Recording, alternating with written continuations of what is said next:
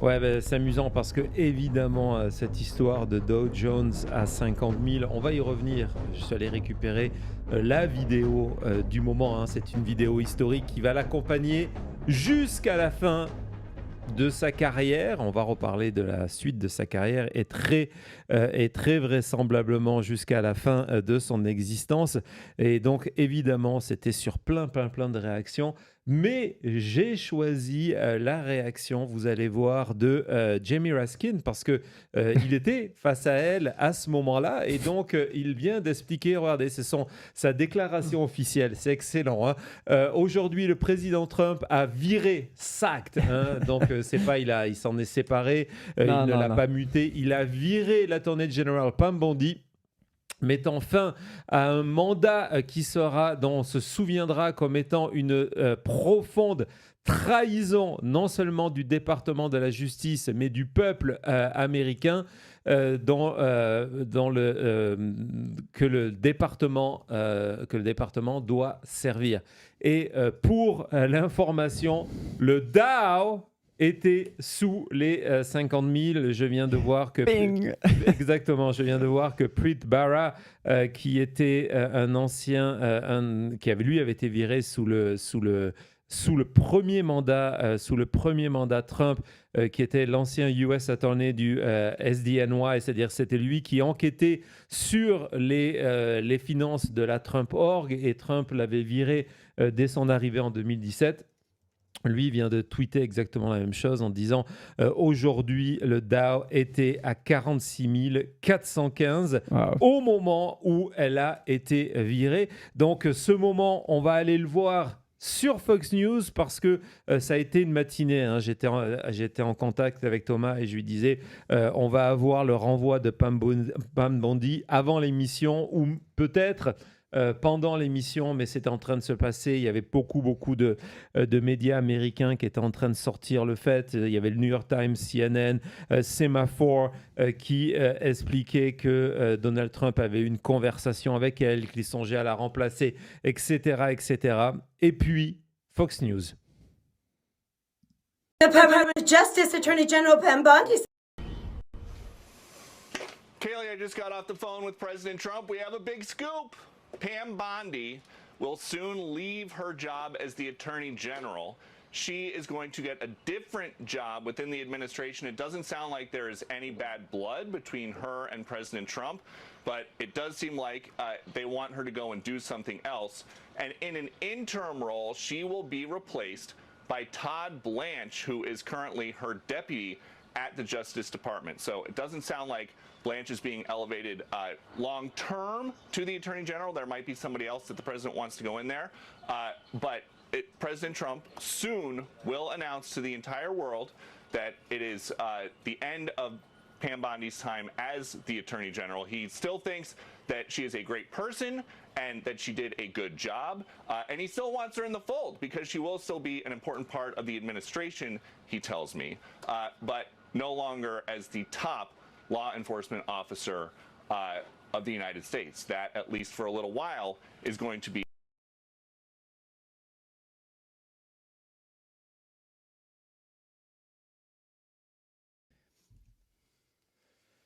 Voilà, donc c'était Pete Ducey qui, depuis la Maison-Blanche, annonçait le scoop sur Fox News du renvoi de Pam Bondi. On va revenir sur deux aspects de sa déclaration. Il expliquait qu'elle allait continuer à travailler pour l'administration. Donc on s'est dit bien peut-être elle va aller rejoindre Kristi Noem. Vous allez voir, Kristi Noem a un rôle passif, mais un rôle dans cette histoire-là. Elle va peut-être rejoindre Pam Bondi et elle aussi se transformer en super-héros et être membre du Shield of America. Et il expliquait que tout se passait bien et qu'il n'y avait pas de bad blood. Ça, c'est Fox News. Et Fox News a besoin d'être fact-checké.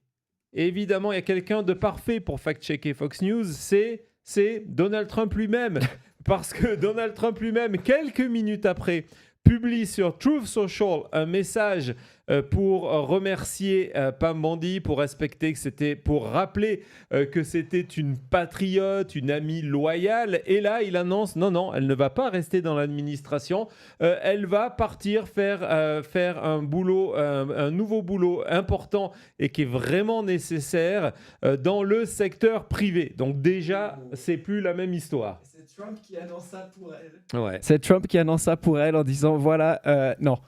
Ouais, et donc, on va revenir sur cette histoire de comment s'est passé le renvoi, parce que c'est un renvoi, hein, c'est pas un départ, c'est un renvoi de Pam Bondi. On va revenir sur ces conditions-là. Mais tant qu'on est sur Truth Social, je voudrais quand même vous montrer. Donc ça, c'est le message de Donald Trump. Et souvent, dans cette émission, vous en souvenez, on vous avait montré des MAGA qui faisaient brûler des casquettes. Ça rappelle que les casquettes avaient brûlé justement par rapport à la gestion du dossier Epstein, et plus particulièrement lorsque Pam Bondi avait déclaré que le Dow, excusez-moi, avait déclaré que le dossier Epstein était fermé, qu'il n'y avait plus aucun document, etc., etc. Et donc, on vous a toujours expliqué que le mouvement MAGA, depuis, détestait Pam Bondi. Et c'était aussi d'ailleurs une des raisons du fait que Donald Trump n'a pas hésité à la renvoyer, même si ça a pris beaucoup de temps. On va revenir sur le pourquoi maintenant. Et donc, je voudrais vous montrer les réactions. J'étais sur Truth Social très tôt, hein, Donald Trump venait de poster ça. Les premières réactions des fans de Donald Trump sur MAGA à l'annonce que la ministre de la Justice, la loyal friend de Donald Trump, venait d'être virée. Vous allez voir, c'était sanglant.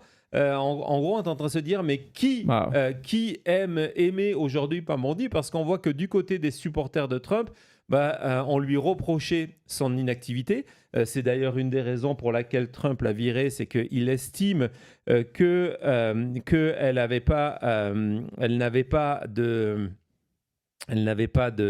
elle ne poussait pas assez tous ces dossiers de vengeance.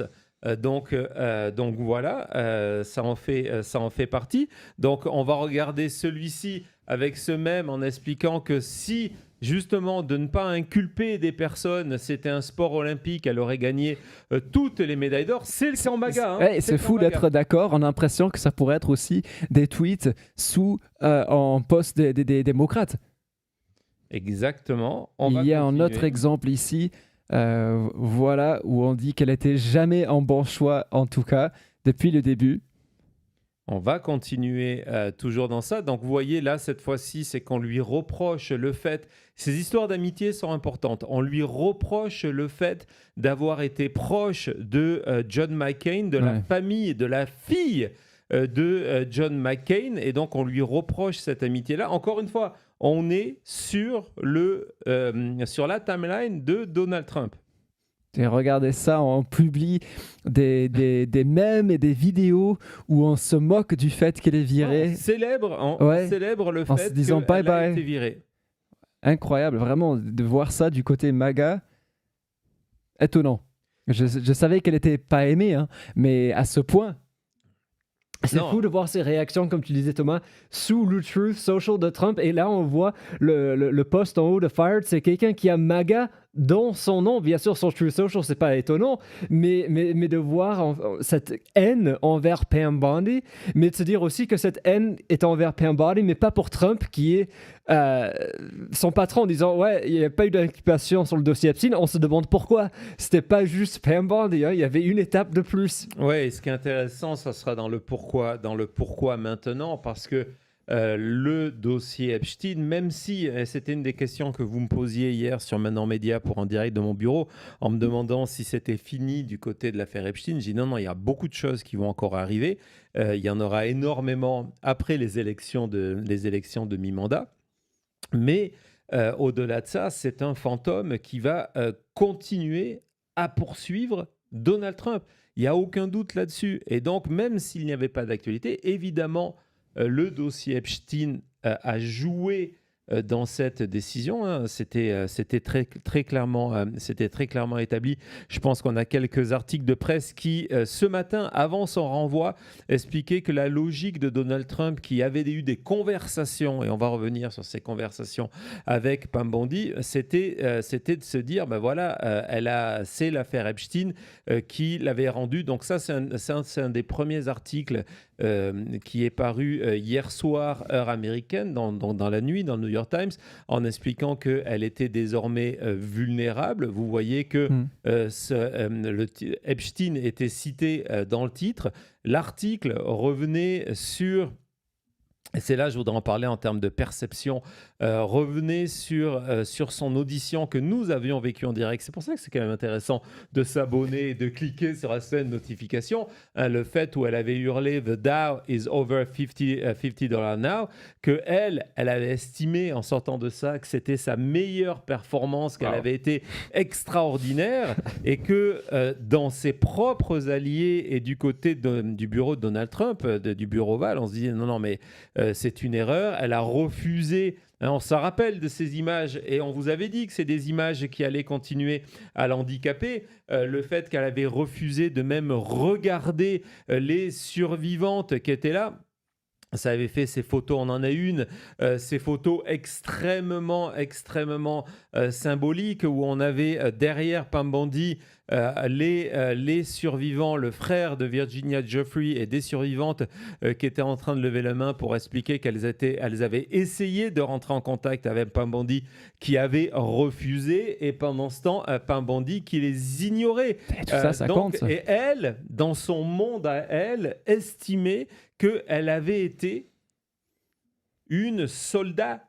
On dit soldate? Je ne sais pas. Une soldat, en tout cas, de Donald Trump, qu'elle avait fait son boulot, que c'était extraordinaire. Donc justement, vu que ça va revenir dans toutes nos discussions, et si on retournait lors de ce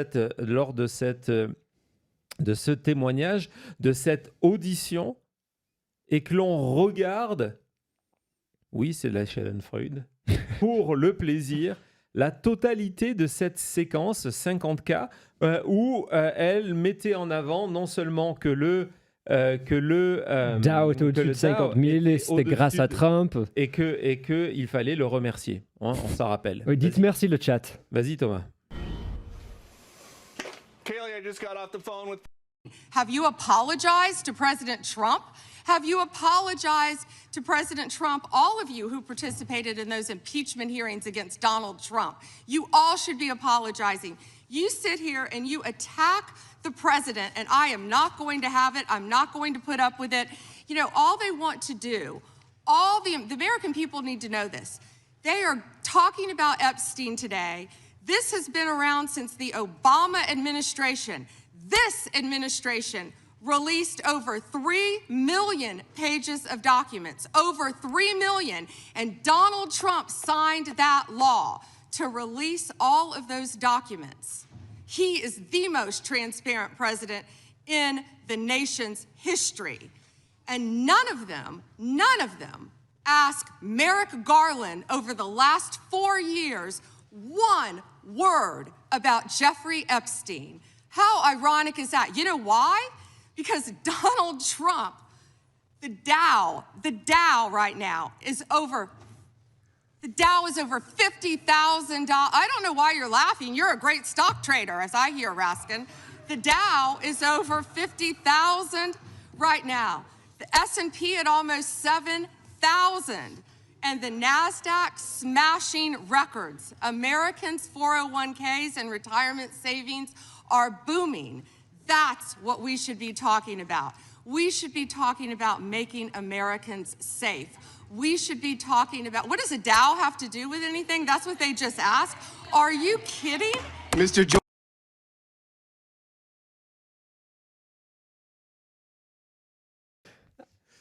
Allez-y, le chat. Excusez-vous auprès de Donald Trump. C'est ça ce que Pam Bondi vous oblige de faire parce que le Dow est au-dessus de 50 000. Je sais pas pourquoi tu rigoles. Hein. Non, mais Have you c'est- apologized ça, to je pense qu'on avait oublié. Absolument. Et c'est pour ça que c'était important de voir ce document dans l'intégralité. Comment et ça me fait poser des tas de questions. Comment elle a pu, et ses conseillers, avoir ce sentiment qu'elle avait réussi son examen d'oral avec ça, où elle est en train de parler de transparence et est en train de dire pourquoi vous les démocrates vous avez rien fait sur l'affaire Epstein, je vais vous dire pourquoi. Et puis d'un coup elle perd le fil de sa pensée, elle voit qu'il y a écrit sur sa fiche 50 000, elle essaye de le lire et elle n'arrive pas. Là les autres se moquent d'elle. Et elle se rend compte du côté ridicule. Elle a presque un moment un sourire dans la voix. Elle panique. Elle est obligée de faire une surenchère dessus. Les personnes qui sont derrière, ce sont des alliés de Pam Bondi. La dame avec la veste bleue, c'est son assistante personnelle. Et on les voit regarder leurs pieds à ce moment-là. Mais qu'est-ce qui est en train de se passer ? C'était vraiment une catastrophe, un train wreck, comme on dit ici. À plusieurs reprises, j'avais oublié que c'était un segment où elle avait monologué pendant 2 minutes. Ouais. Où en fait, elle ne savait plus trop dans quelle direction aller. On voit les nombres d'hésitation où elle s'essaye de reprendre, où elle se rend compte que j'ai pas une transition, mais j'ai déjà commencé, j'y vais. Le nombre de fois où même elle a dit Dow. Oui. C'est fou. On a commencé avec la transparence de Trump, les marchés boursiers. Et elle termine en disant et qu'est-ce que le Dow a à faire Regardez avec ça. Bah, quand même, vous le savez. Ce document, on l'a vécu. Ce moment, on l'a vécu en direct. Incroyable. Je suis très heureux de vous avoir permis de vivre ce moment en direct. Mais de le revoir avec le recul 2 mois après, en fait, c'est un miracle qu'elle ait duré aussi longtemps. C'est sûr. N'importe quel employé, après, ça avait été un examen d'évaluation pour présenter un projet à l'oral, aurait perdu sa place après ça. C'était une catastrophe de voir ça. Imaginez, vous êtes Donald Trump et une des choses que vous détestez le plus au monde, c'est quand les gens se moquent de vous. Quand vous n'êtes pas le winner, l'homme le plus fort. Et là, à travers Bondi, on se moque aussi de Trump. Et Bondi, à ce moment-là, est censé représenter Trump. Il a dû vraiment craquer ce jour-là et il doit toujours tenir ce moment contre elle aujourd'hui avec ce licenciement. Non, c'est tellement vrai. Et en plus, le moment est devenu évidemment viral. Alors évidemment, il a été dans sa viralité, il y a eu beaucoup, on va regarder quelques secondes de ce moment où son Dow sur 50,000 s'est transformé en chanson. On va regarder ça dans quelques secondes, mais finalement, je trouve que c'est le moment intégral qui est le plus fort. Et donc voilà, c'est devenu un embarrassement pour Pam Bondi, mais pour l'administration Trump. Combien de fois cette phrase, mais le Dow est à 50, on vous en a à 50,000, on en a reparlé, et en ce moment, avec les mauvais résultats économiques américains liés, entre autres, mais pas seulement à la guerre contre l'Iran, c'est quelque chose que vous entendez en permanence. Vous regardez, et Donald Trump le fait, vous regardez les émissions, les late night shows, donc les émissions de deuxième partie de soirée avec de l'humour et des invités, ce qui est le rendez-vous pour Donald Trump, et c'est pour ça qu'il est critique très très souvent. La blague du 50,000 pour le Dow, elle apparaît tous les 2 jours, quoi, au minimum. Bah oui, on ne sait pas ce qui va être plus haut, le prix de l'essence ou le Dow Jones, parce qu'en ce moment, il y en a un qui monte énormément, l'autre qui chute énormément. C'est une phrase qui a dépassé l'arène politique et qui est utilisée même juste en culture courante aujourd'hui. Ouais, donc regardons 2 secondes cette chanson créée autour de la déclaration de Pam Bondi. Have you apologized to President Trump? How many of Epstein's co-conspirators have you indicted? How many perpetrators are you even? The Dow right now is over 50,000. I don't know why you're laughing. That's what we should be talking about. The Dow right now. S&P at almost 7,000. The American people need to know this. Need to know how is the Dow. Let me address the survivors. Because that's How is the Dow? Succès de l'été, hein. Succès Vraiment, de il y a- l'été, il y a ouais. quelque chose. c'est top. Écoute, pour une petite fête à Mar-a-Lago, ça pourrait être pas mal Pour au bord les de la soirées. piscine. Ouais, avec le DJ. Pour faire Ouais, du YMCA, là. The Dow, il y a un truc. The Dow. Allez, vas-y, remets-en-nous un coup. Vas-y. How many of Epstein's co-conspirators have you indicted? How many perpetrators are you even? The Dow right now is over 50,000. I don't know why you're laughing. That's what we should be talking about. The Dow right now. S&P at almost 7,000. The American people need to know this. Need to know how is the Dow? let me address the survivors. Because that's How is the Dow? C'est extraordinaire. C'est How is the Dow? extraordinaire. The Dow. Extraordinaire. Évidemment, tout à l'heure, on vous avait, je suis toujours dans le titre, excusez-moi. Ouais, c'est génial cette chanson. C'est une émission un petit peu particulière, hein. C'est une édition Breaking News, c'est une édition spéciale, c'est une édition, on fait un petit peu la fête, parce que quand même, n'oublions pas le rôle joué par Pam Bondi. Au-delà de ça, il y a aujourd'hui une extraordinaire enquête sur ProPublica. On essaiera d'en parler dans le cadre d'une émission un petit peu plus sérieuse, sûrement demain, sur son action au département de la justice, au-delà de l'affaire Epstein. Et vous allez voir, c'est incroyable ce qui vient de se passer pendant un an, loin des caméras, et comment ce département de la justice est devenu non seulement au service de Donald Trump, sous les instructions, la commande de Pam Bondi, et au-delà de ça, à aider les alliés politiques Donald Trump à éviter la justice, à s'enrichir, etc. Donc c'est vrai, on rigole. C'est l'esprit de l'émission, hein. On va continuer comme ça parce que, vraiment, ça faisait longtemps qu'on voulait ce moment-là, ça faisait longtemps que l'on en a parlé, mais gardons ça en tête. Et donc, toujours dans le même esprit, on a vu la réaction de Ramskin, qui expliquait que le Dow était en dessous de 50 000 quand elle a été virée. On va voir ce clip vidéo qui a été posté par un autre élu qui faisait partie aussi de cette commission.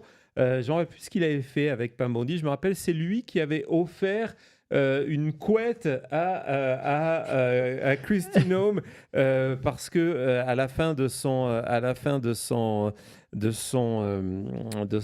audition justement sur l'argent détourné, l'abus de pouvoir de Kristi Noem, qui avait été virée quelques temps après, parce que justement son embarras, la moquerie que les médias américains, les politiques américains faisaient, venait embarrasser Donald Trump. Et très souvent, je sais que je vois beaucoup de commentaires, et généralement je devrais les bloquer d'ailleurs, qui ne sont jamais contents. Quoi qu'il arrive, ils ne sont jamais contents. Ah, Pam Bondi vient de virer. Ouais, mais derrière, ça va être encore pire. Pam Bondi se retrouve sous serment à être obligé de répondre sur les questions Epstein. Ouais, mais il va jamais rien se passer. Donc, ce que je veux dire par là, c'est que justement, ces auditions, et tout à l'heure on va parler de Tulsi Gabbard, on est en train de se rendre compte que ces auditions de Kristi Noem ont entraîné son renvoi, qui, quoi qu'on en dise, c'est une tâche pour Donald Trump. Il avait tenu bon pendant plus d'un an de refuser. C'était la grosse différence entre l'administration Trump 1 et l'administration Trump 2, c'était il ne renvoyait pas les gens parce qu'il ne voulait pas montrer qu'il avait perdu. Et les auditions... Ouais, vas-y. C'est vraiment important le point que tu as dit, le fait que ça fait 2 ministres maintenant qui sont renvoyés, et une des causes directes est ces auditions. On ne peut pas se dire non, ça sert à rien, il n'y a jamais rien. Regardez, 2 fois maintenant, Kristi Noem et Pam Bondi ont paniqué, menti, raté la tâche devant... Et embarrassé, du coup. Exactement, devant le Congrès, et du coup, viré. Il y a des vraies conséquences. Il y a des vraies conséquences. Et tiens, on fait une parenthèse quand on en est là, parce que ce matin, le Guardian sortait un autre scoop en disant que Donald Trump, il songeait aussi à renvoyer Tulsi Gabbard parce que, justement, il l'avait trouvé pitoyable lors de ses auditions et qu'il estimait que dans ses réponses, elle n'avait pas assez protégé Donald Trump. Ah. Donc encore une fois, hein, quand les gens viennent vous voir en disant ça sert à rien ces auditions, c'est juste pour les caméras, oui, il n'y a pas eu de conséquences immédiates. Il n'y a pas, vu qu'il n'y a pas de majorité démocrate, il n'y a pas eu de procédure d'impeachment immédiate, etc., etc. Mais la réalité, c'est que ces auditions ont entraîné Donald Trump dans l'obligation de virer des ministres alors que il avait fait ce choix, et on l'avait vu plusieurs fois, il y a eu des scandales, autour de son administration, avec RFK, avec XF, etc. La politique de Donald Trump, c'était de dire on renvoie personne, sinon je vais apparaître comme quelqu'un de faible. Il a renvoyé Kristi Noem, il vient de renvoyer Pam Bondi. On voit que il est en train de penser à renvoyer Tulsi Gabbard.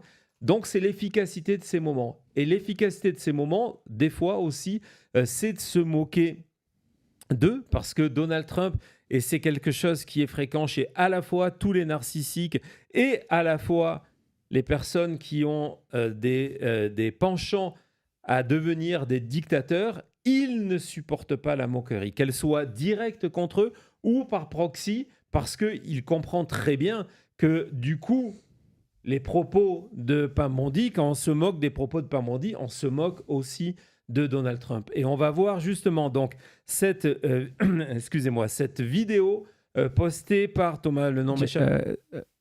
Eric Swalwell, excusez-moi. Non, c'est Moscow. Moskowitz? Ah, Moskowitz? Ouais. Jared Moskowitz? Ouais, Jared Moskowitz, sur justement le fait qu'elle a été fired. Vas-y Thomas. How many of Epstein's co-conspirators have you indicted? How many perpetrators are This is not a popularity contest, but you're just distraction to the team. Sometimes I don't know if your concepts are right. And I'm not sure if you can lead under pressure, to be honest with you. The Dow is over $50,000. I don't know why you're laughing. Pamela, you're fired. Si je me trompe pas, Enfant pendant que Cody commence. si je me trompe pas, il y a quelques semaines, il avait posté à peu près la même vidéo, mais avec Corey Christie, exactement. Et donc c'est fou, là, comme un après l'autre, boum, l'administration Trump tombe sur The Apprentice. C'est magnifique. Ouais, en disant, c'est pas un popularity contest, il faut faire attention à ce que vous allez dire, etc. Elle lui réplique, mais je comprends pas pourquoi vous rigolez, le Dow est au-dessus de 50 000. Et là, Pamela, vous êtes virée et sa tête après est assez extraordinaire. Donc voilà, donc ça c'est pour la partie humour. Peut-être on aura une ou deux autres vidéos pour conclure ce sujet, mais comme je vous le disais, la question la plus importante c'est pourquoi et pourquoi maintenant. On y répond tout de suite après. On savait que ça serait un week-end particulier parce que c'est le week-end de Pâques qui arrive et on s'est dit, les marchés vont fermer vendredi. Donald Trump a 3-4 jours tranquilles pour tenter de reprendre la barre à son retour du week-end pascal et c'est exactement ce qui est en train de se passer. Et donc cette journée à Washington, j'ai envoyé quelques messages pour savoir ce qui est en train de se passer. C'est la journée de tous les dangers. C'est vraiment un énorme moment de panique que nous sommes en train de vivre en direct ensemble. C'est bien d'être là aujourd'hui avec vous. Heureusement qu'on n'avait pas prévu de prendre des vacances, Thomas, n'est-ce pas? Avec quoi? On se comprend. On se comprend. Parce que le pire, c'est que aujourd'hui, officiellement, ça devait être une journée calme. On va voir. De quoi? C'était hier la grande journée, Oui, c'était censé être. Ouais. Exactement, et on va voir ce que justement le pool de presse avait annoncé. C'était tout en début de journée en expliquant que voilà, c'est une journée de printemps un petit peu grise du côté de Washington. Mais regardez, le président n'a pas de public events. Donc déjà, la question, on s'était rendu compte qu'à chaque fois que Donald Trump a des journées visibles, il a du mal désormais à faire 2 jours de suite. C'est-à-dire qu'il disparaît pendant 24 heures suite à des... Et donc hier, il y a eu ce discours où il avait des difficultés, on a vu, à parler, où il est arrivé extrêmement tendu. Extrêmement tendu. Il est arrivé le souffle court, etc., etc. Et donc, on s'était dit, bah voilà, aujourd'hui, il n'y a rien. Et en fait, vous voyez que c'est en coulisses que ça se passe, en disant, voilà, je vous mettrai à jour si les choses ont changé. Et évidemment, ça a changé. Les premiers indices, comme très souvent, et on va regarder ce tweet de Thomas Massie, était du côté de Kalshi ou de Polymarket, en tout cas du côté des paris. Regardez ce qui s'était passé dans les heures qui ont précédé le renvoi de Pambondi. C'était assez clair qu'elle n'allait pas terminer l'année. Et donc, évidemment, Thomas Massie, qui a été extrêmement opposé à Pambondi, qui n'a toujours pas rendu public la totalité des dossiers Epstein. Évidemment, de son côté, on était interrogé par ça. Alors, une des questions qu'on se pose, qui est extrêmement importante, et on a la réponse de Robert Garcia dans ce sens-là, c'est est-ce que ce renvoi, et c'est aussi un des arguments de réflexion, veut dire que pour Pambondi, les problèmes sont terminés. Et en fait, pas du tout. Du côté démocrate, on dit non, mais ça n'a rien à voir. Elle doit venir témoigner sous serment, et elle va venir témoigner sous serment. On va voir comment ça va se passer du côté des républicains qui peut-être vont s'opposer en disant que maintenant elle a rejoint le privé. Mais de toute façon, ce que dit Robert Garcia, il dit il y a d'autres manières de venir la faire témoigner, et on la fera témoigner après le massacre des midterms. C'est pas parce que vous êtes viré que vous êtes oublié, quoi. Donc, et c'est pareil pour Christine, mais c'est aussi un des moments, une des pistes qui est intéressante. Il y en a plusieurs. Il n'y a jamais une seule raison pour expliquer les choses en politique. Et donc, une des pistes, c'est de se dire que non seulement il y a eu les auditions avec les effets négatifs, donc ces auditions, comme on vous le disait tout à l'heure, ont eu un effet direct sur la décision de Donald Trump, mais au-delà de ça, il y avait pour Pambondi ce rendez-vous qui devait arriver dans les 2 semaines où, sous serment, elle devait venir témoigner sur sa gestion uniquement du dossier Epstein. Parce que ce qui avait permis à Pambondi d'un petit peu s'échapper avec son Dow Jones, etc., c'était que c'était en général sur son travail d'Attorney General, et à chaque fois que les républicains venaient poser une question, c'était pour lui poser des questions sur la sécurité à la frontière, etc., etc., pour qu'on parle d'autre chose. Il n'y avait pas eu de questions des républicains sur l'affaire Epstein, d'ailleurs, que là, c'est non seulement uniquement sur l'affaire Epstein, mais en plus de ça, il y a des membres républicains du Oversight Committee, comme Nancy Mace, comme Lauren Boebert, qui avaient dit, nous, on a vraiment des questions dérangeantes pour elle. Et donc, le renvoi de Pambondi, on pourrait se dire qu'a priori, il tombe au bon moment parce que on va essayer d'utiliser la carte, c'est certain, et c'est pour ça aussi, d'après moi, qu'elle ne reste pas dans le public, elle ne reste pas membre de l'administration, mais elle part immédiatement dans le privé pour dire non, mais maintenant, elle a quitté le gouvernement, elle n'a plus à y répondre. Ce n'est pas comme ça que ça se passe. Elle va se retrouver à un moment ou à un autre devant le Congrès, sous serment, à raconter les dessous du dossier Epstein et les dessous de cette lutte en permanence pour empêcher les révélations du dossier Epstein. Alors cette lutte, elle est incarnée par elle, et elle est incarnée par Todd Blanche. On s'en souvient, Todd Blanche, qui est l'ancien avocat de Trump, qui est le numéro 2 du ministère de la Justice. Et donc Trump vient de le nommer. Et donc, on a cette première réaction. Tu peux nous la montrer sur cette réaction de Blanche, d'un élu qui est en train de dire, mais est-ce qu'on se rend bien compte que l'avocat personnel de Donald Trump vient d'être nommé US Attorney General par intérim. C'est lui qui va occuper la place. Pourquoi par intérim? Parce que Donald Trump a déjà choisi la personne pour remplacer, apparemment la personne pour remplacer Pam Bondi, c'est Lee Zeldin. Lee Zeldin, c'est qui? C'est un vieux de la vieille, même si on va le voir en photo, Zeldin n'est pas très âgé, mais c'est un fidèle absolu. C'est ce qu'on appelle un foot soldier. Hein, c'est un foot soldier, donc c'est quelqu'un, c'est un combattant, un soldat pour Donald Trump. Et Donald Trump, il avait nommé justement à l'EPA. L'EPA, cette agence qui a été complètement vidée de son sens, qui est là pour protéger les Américains, les citoyens américains, la santé américaine face aux crises environnementales. Et Donald Trump qui avait promis aux industries polluantes, charbon et pétrole, que s'il payait sa campagne, il enlèverait toutes les régulations, il a envoyé le boucher, il a envoyé Zeldin pour faire tout ça. Ouais. Et il y a quelques mois, justement dans une réunion au bureau ovale qui était publique cette fois-ci, pas le discours dont on vous a proposé, le discours privé, ces images que l'on ne devait pas voir. Allez voir la vidéo de Thomas sur ce discours secret de Donald Trump.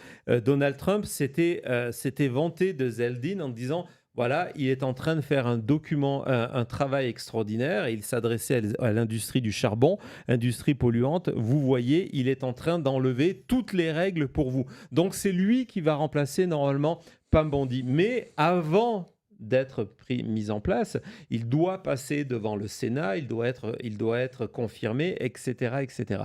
Donc, en attendant, il faut quelqu'un qui le remplace. Et celui qui le remplace, donc comme on vient de le voir, c'est Todd Blanche. On a une vidéo du Lincoln Project qui s'appelle Carte Blanche, d'ailleurs, si je me rappelle bien, qui rappelle un petit peu le travail de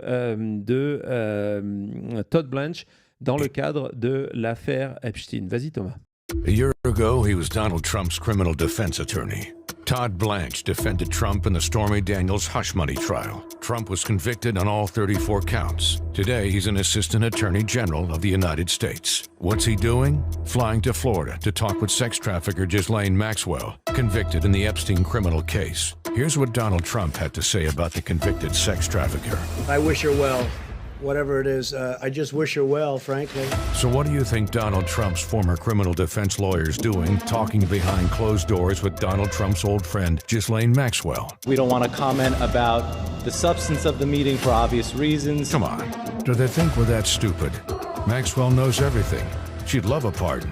She answered all the questions truthfully, honestly, and to the best of her ability. Yeah, Donald Trump thinks we're that stupid.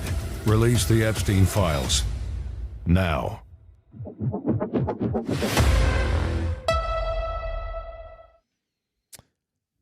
Donc, Todd Blanche va remplacer Pam Bondi de manière intérimaire. Ce matin, quelques minutes après le renvoi de Pam Bondi, Jamie Raskin était justement invité de CNN où il est revenu sur le CV de Todd Blanche. Vas-y, Thomas. I wonder, Congressman, what you make of the timing, in part because it was only yesterday that Bondi had summoned the head prosecutor overseeing an investigation into whether former CIA Director John Brennan made false statements to Congress about a years-old intel assessment of Russian meddling in the 2016 election. Our reporting indicates that Bondi was trying to communicate to that prosecutor that she believed that he was slow-walking that investigation and that she wanted to see some development in the case. Do you think that the fact that she's been fired makes it more likely that we'll see similar prosecutions in the near future? Well, that's what I'm afraid of. She turned the Department of Justice into Donald Trump's vendetta factory. And, whether we're talking about, the FBI director, Comey, or we're talking about the New York prosecutor, Letitia James, or we're talking about members of Congress like Maggie Goodlander.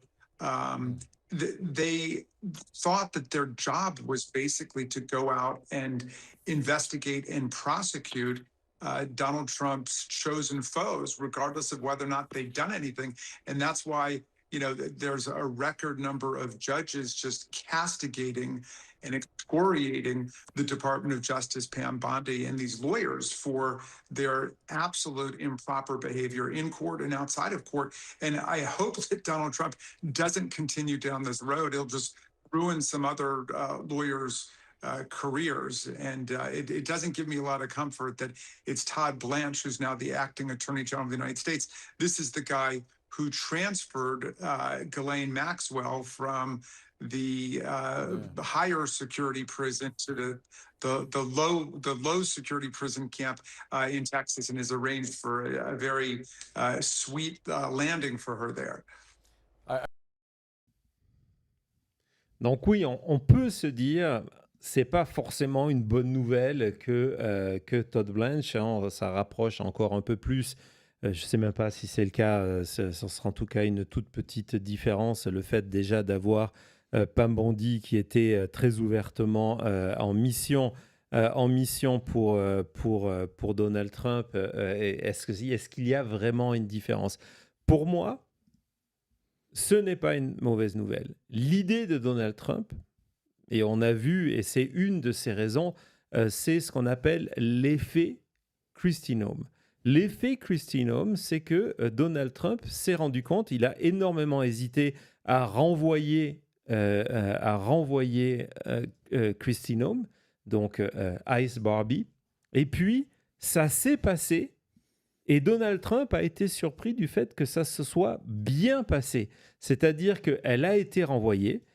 Il y a eu la nomination relativement facile et la confirmation de McWayne Merlin derrière, et il s'est dit, ben voilà, c'est finalement quelque chose de positif. Ça n'a pas fait autant de vagues que je pensais que ça allait faire. On n'est pas venu en cette période de guerre me dire, ben voilà, Donald Trump a cédé aux radicaux de gauche.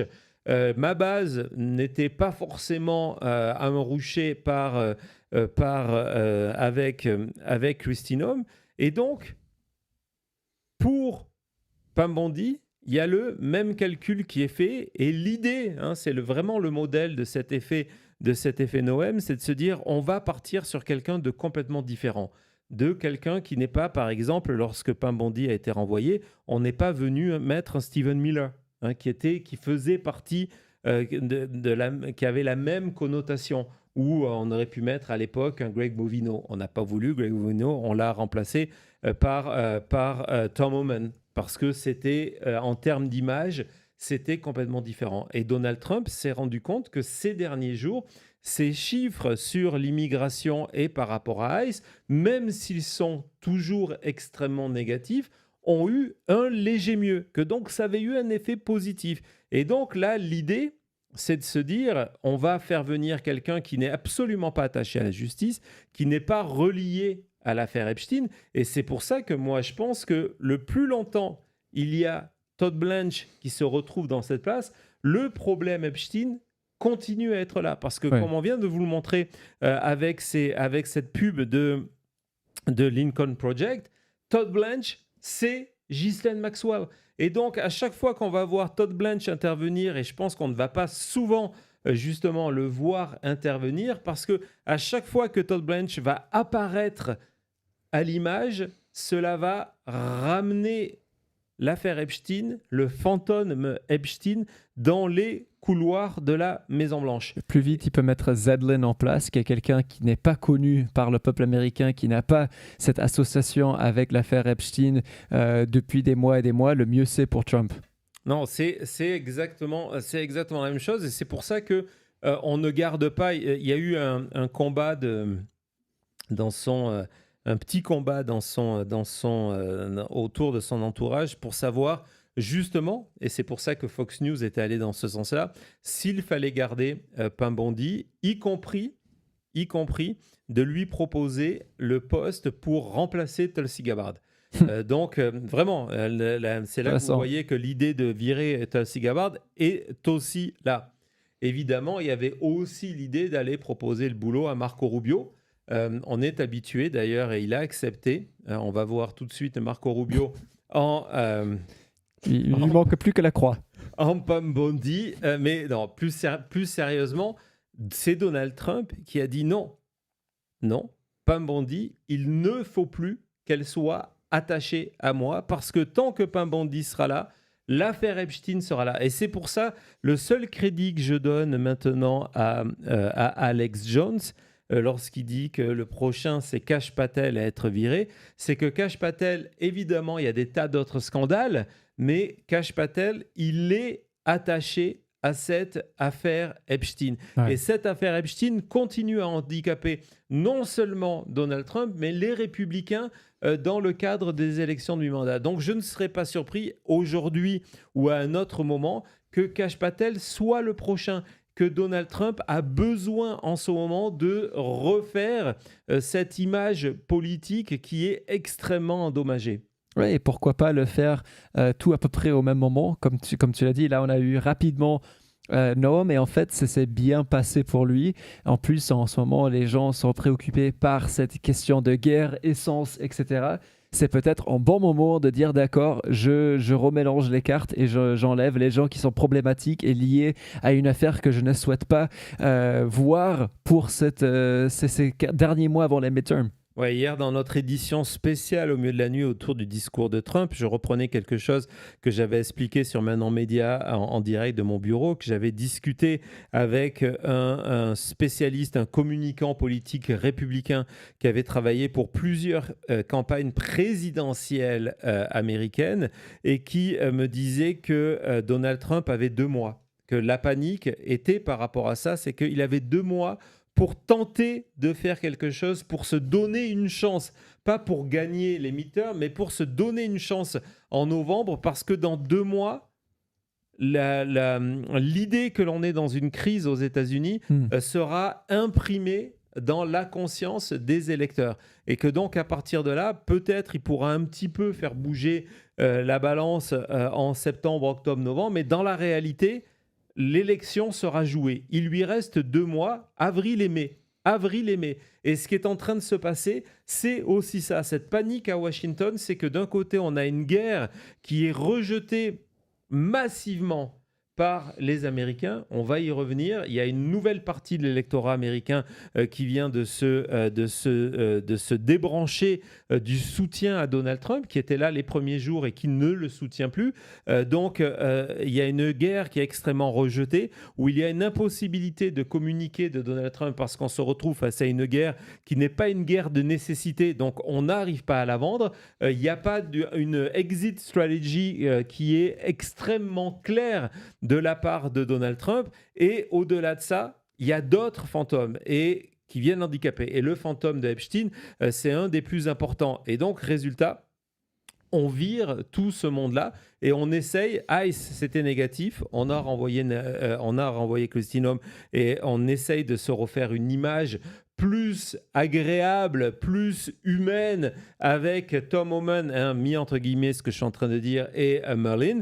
Et maintenant, pareil avec Pam Bondi et peut-être demain Tulsi Gabbard. Pam Bondi, on se souviendra toujours que son plus grand moment, ça avait été cet événement médiatique où elle avait fait venir tous les influenceurs MAGA pour rendre public la première partie du dossier en promettant, en expliquant que c'était sur son bureau, que la deuxième allait arriver. Et donc, en virant Pam Bondi, on vire ça.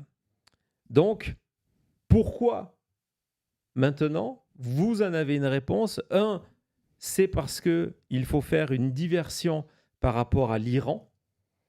Ce qui s'est passé aujourd'hui, si le discours de Donald Trump hier avait été un succès, s'il y avait eu un succès déjà sur le fond, un succès sur la forme, et s'il avait eu des effets positifs sur la situation en Iran, la cartouche Pam Bondi, parce que ça fait quelques semaines que Donald Trump y pense, n'aurait peut-être pas été tirée aujourd'hui. Mais vu les réactions de la conférence d'hier, du discours à la nation d'hier de Donald Trump, on a préféré sacrifier Bondi. Et quand je parle de sacrifice, évidemment, je ne le dis pas de manière avec de la compassion, mais en tout cas, c'est un fait.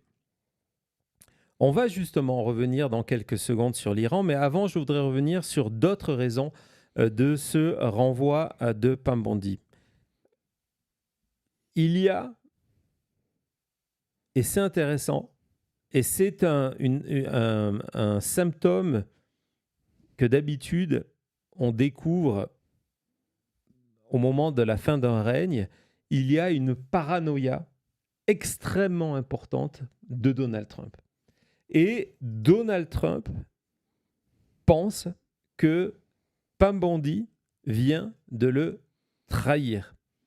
Il y a quelques jours, le Washington Post révélait que Kash Patel s'apprêtait à sortir un dossier compromettant contre un des élus qui est le plus détesté par Donald Trump, qui s'appelle Eric Swalwell. Un dossier qui, en plus de ça, vous allez voir, on va y venir, est dans un timing extrêmement particulier parce que nous sommes en pleine primaire pour les élections pour le poste de démocrate en Californie. Swalwell est candidat et c'est lui le favori. Et Swalwell a déjà annoncé que s'il devenait gouverneur à la place de Gavin Newsom, qui n'est plus candidat après 2 mandats, il utiliserait la puissance de la Californie contre l'administration Trump. Et donc, au-delà de ça, Trump n'a jamais pardonné à Swalwell le fait qu'il a été un des élus du Congrès les plus actifs contre Donald Trump dans des tas d'affaires ces 4 dernières années. Et donc, en exclusif, le Washington Post révélait que Kash Patel était en train d'assembler un dossier, je ne parle pas d'une enquête, mais des documents qui dataient d'une enquête qui avait été faite sur Swalwell, qui avait été piégé il y a une dizaine d'années par une espionne chinoise. L'enquête avait démontré qu'il n'y avait pas eu de sa part d'action négative. Il avait été blanchi par l'enquête, mais dans le dossier, il y a des informations qui sont gênantes parce que à cette époque-là, il était marié, donc il avait commis un adultère, il avait été manipulé sexuellement par cette espionne chinoise, et donc voilà. Et Donald Trump a demandé à Pam Bondi, dans sa volonté de dire, on a vu que ce que la base venait reprocher à Pam Bondi, c'était son inactivité. Et on sait que Donald Trump, plusieurs fois, il a reproché à Pam Bondi de dire « je passe pour un idiot à cause de vous ». On se rappelle que le DM avait été publié accidentellement. « Je passe pour un idiot à cause de vous parce qu'on n'arrête pas toutes ces personnes que j'ai promis dans ma campagne d'arrêter ». Les Biden, les Clinton, les Obama, les Swalwell, les Schiff, les Comey, les Laetitia James, etc., etc. Et les échecs successifs de toutes ces procédures devant les tribunaux, Donald Trump les a mis peu à peu sur le dos de Pam Bondi. Donc, la semaine dernière, il y a cette information, ce scoop du Washington Post qui immédiatement fait que Eric Swalwell répond en expliquant les véritables motivations. On va d'ailleurs l'écouter. Vas-y, Thomas. I wonder, Congressman, what you make. Let's be absolutely clear about what's happening. Kash Patel and Donald Trump's administration are weaponizing the FBI to leak details of a case that was closed a decade ago. It's an attempt to remake the FBI, the premier law enforcement agency in the world, into a body that hunts down their political opponents. That's wrong. It's an abuse of power that we haven't seen since the dirty days of J. Edgar Hoover. The danger of this moment isn't just about a campaign. When the state criminalizes its critics, it wants us to live in fear, feeling we have to hand over everything, from our right to free speech to the Nobel Peace Prize. Consider the precipice on which we stand. We are at war with Iran, We face more credible threats to the homeland today than at any point since the morning of September 11th. But instead of manning the wall, instead of protecting American lives, Kash Patel and the Trump administration are using the Bureau to interfere in the California governor's race. And out of the 8 Democrats, they've only targeted one, me, because I'm in the lead and because they're desperate and afraid of me. Because when I'm governor of California, I will always fight against this kind of wrongdoing, and I'll always fight for the people. So to the president, to the director, on behalf of every Californian and all Americans, be serious, because we're living in dangerous days, and do better, because we deserve better.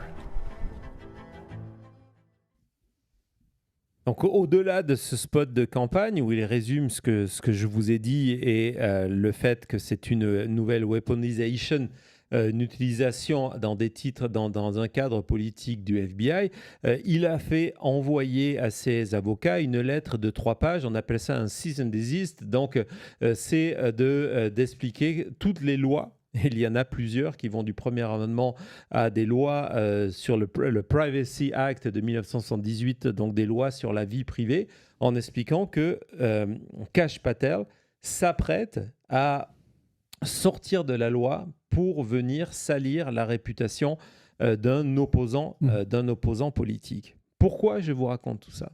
Parce que Donald Trump, cette série de scoops, l'a rendu fou. Il s'est dit que, encore une fois, il allait échouer, qu'un de ses opposants politiques ne serait pas poursuivi, ce que fait, d'après lui, c'est le péché capital de Pam Bondi. Et plus que ça, lorsque je vous parlais de paranoïa, et cette paranoïa qui est souvent signe d'un fin de règne, il est persuadé, Donald Trump, que, écoutez ça, Pam Bondi est une amie personnelle de Eric Swalwell, que les deux sont amis et que c'est Pam Bondi elle-même qui serait venue prévenir Swalwell de ce qu'était en train de faire Kash Patel. Et que c'est grâce aux informations données par Pam Bondi que le Washington Post a sorti son scoop.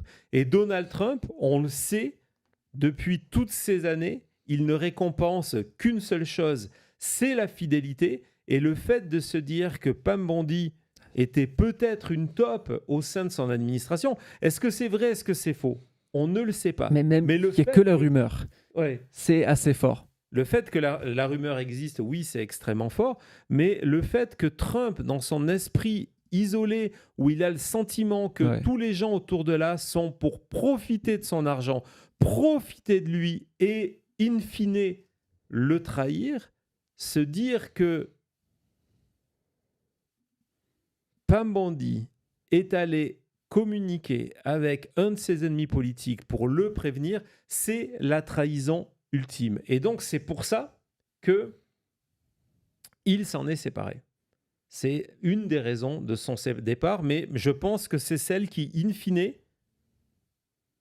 oui, l'affaire Epstein, oui, la diversion, mais que, in fine, le fait de se dire c'est une traître, je vais me séparer d'une traître, je ne veux pas la voir dans l'administration, dans telle ou telle position, qu'elle parte dans le privé, je vais l'aider évidemment à réussir dans le privé parce que je ne voudrais pas qu'un jour Pam Bondi se retourne contre moi.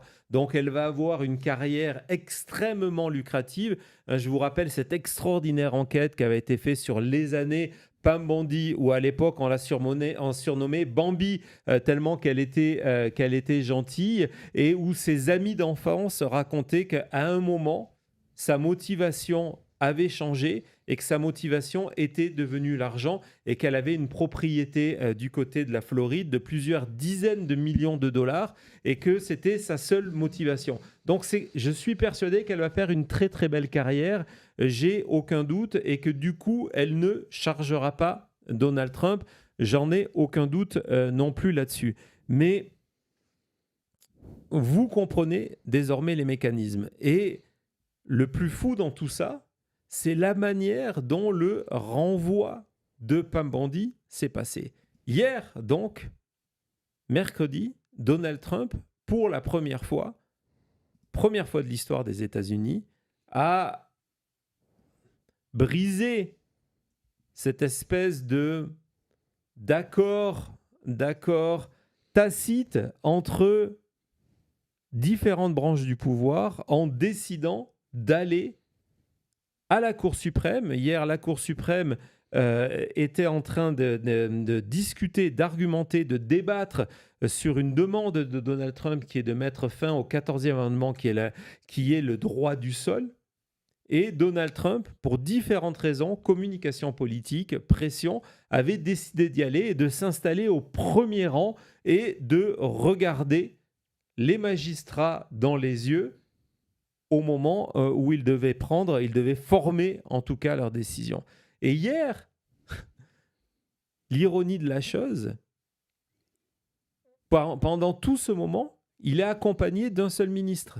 C'est Pam Bondi qui l'accompagne. Et hier, avant qu'elle soit virée, la Maison-Blanche publie même un tweet où on voit Pam Bondi sortir de la Cour suprême avec Donald Trump. Donc vous êtes Pam Bondi. Et d'ailleurs, c'était la première réaction de son entourage. Quand hier soir, les rumeurs ont commencé à monter que Trump allait virer Bondi, son entourage expliquait que, mais non, regardez, il ne va pas virer Pamela. La preuve, elle a passé la journée avec lui. La voilà. Et elle a accompagné. Ça, c'était la matinée. Et c'est pour vous montrer comment tout va très vite dans le camp Donald Trump. Pam Bondi laisse Donald Trump avec la promesse de revenir le soir. Le soir, c'est quoi? Donald Trump doit s'adresser à la nation. Alors, on se rappelle, on a vu hier, on a fait ce moment en direct. Pourquoi ce moment on n'avait pas la réponse hier, n'était pas dans le bureau ovale, mais Trump derrière un podium, c'est parce qu'il avait invité certaines personnes à l'écouter. Donc, hors champ, imaginez ça, on a des photos dans le dossier Iran, Thomas, on a des photos de Donald Trump en train de parler donc, derrière son podium.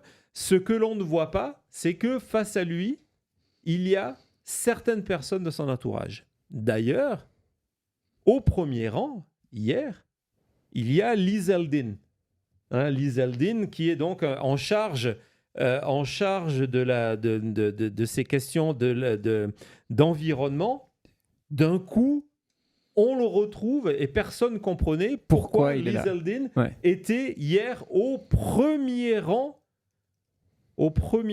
à écouter Donald Trump. Pour rappel, c'est la personne que Trump souhaite nominer pour prendre la place de Pam Bondi suite à l'administration intérim, de Todd Blanche. Et donc, vous avez Pam Bondi qui passe sa journée avec Trump au SCOTUS, donc qui rentre vers les 12-13 heures à la Maison-Blanche. Elle accompagne toujours Trump. Là, elle laisse Trump et elle a rendez-vous le soir pour faire partie du premier rang. Et juste avant, c'est incroyable ce que je vais vous dire, juste avant le discours, Donald Trump la convoque dans le bureau ovale pour lui dire qu'elle est virée. Juste avant que Trump. Et ça se passe très mal. Selon le Daily Mail, Pam Bondi implore Donald Trump de ne pas la virer en lui demandant qu'elle lui laisse du temps. Hier, lorsqu'on on assemble les pièces du puzzle, hier après-midi, entre les deux événements, il y a eu une annonce du département de la justice de Pam Bondi qui expliquait qu'elle venait de nommer quelqu'un, un ancien procureur pour poursuivre les membres de la commission du 6 janvier et certains témoins, dont Cassie Hutchinson. Elle pensait vraiment faire un geste énorme pour Trump et qui allait lui plaire. Donc imaginez, elle a passé la matinée avec Trump à SCOTUS. Ça s'est très mal passé. Donald Trump, on va le voir, part avant la fin des débats. Il storm out, il part avant la fin des débats. Dès qu'il est dans la salle limousine, il va tweeter en disant que c'est le pays, le pire pays, le pays le plus stupide du monde parce qu'on a ce genre de texte. Donc ça, c'est envoyé depuis la limousine de Donald Trump. Il est accompagné par Pam Bondi. Et dans cet état de colère, j'imagine qu'il a dû lui reprocher que non seulement il va perdre sur cette histoire de 14e amendement, mais qu'elle ne fait rien par rapport à ses demandes et qu'il est en train de passer pour un idiot. Le facteur, vous êtes en train de m'embarrasser, c'est vraiment clé pour comprendre ce qui se passe avec cette administration Trump. D'où l'importance de ces auditions devant le Congrès. Et là, 1 heure après, Pam Bondi, qui est retourné au ministère de la Justice, annonce la nomination d'un nouvel enquêteur sur la commission du 6 janvier. Donc, c'est la fameuse commission qui est la seule qui a enquêté sur le 6 janvier, où il y avait Liz Cheney. Et donc, sur la motivation de certains témoins, de savoir si ces témoins, qui étaient des anciens... Je vous rappelle que tous les témoins étaient des républicains, que si ces témoins qui étaient d'anciens membres de l'administration n'avaient pas respecté leurs promesses, respecté leur contrat d'engagement, s'ils avaient trahi ça en venant témoigner. Donc, sur un espèce de retour sur leur véritable motivation. Donc, elle envoie ce message-là à Donald Trump. La journée se termine, elle part à la Maison-Blanche. Donald Trump doit faire son discours. Là, Pam Bondi est convoquée par Donald Trump, qui lui dit qu'elle est virée.